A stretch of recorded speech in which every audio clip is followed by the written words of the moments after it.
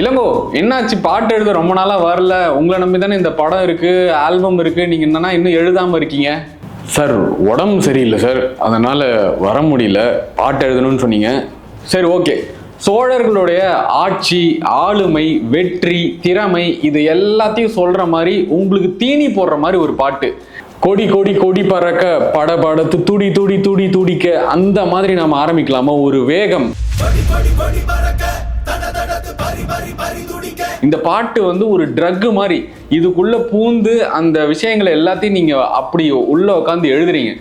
இதன் மூலம் என்னன்னா சோழர்களுடைய பெருமையை வந்து இந்த பாட்டுக்குள்ள வைக்கணும்.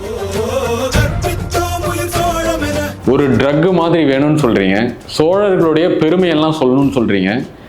இது வலிமிகுந்த ஒரு பாட்டு. இதுக்குள்ள கண்டிப்பா சொல்ல முடியும் சார்.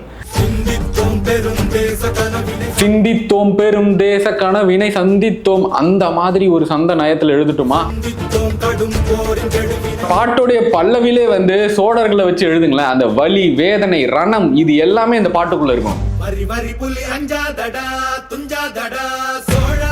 சோழர்களை வச்சே சொல்லணுன்றதுனால வரி வரி புலி அஞ்சாதடா துஞ்சாதடா சோழா சோழா இப்படின்றப்ப அந்த பாட்டுடைய ஃபீல் எங்கேயோ கொண்டு போகும் பாருங்களேன்.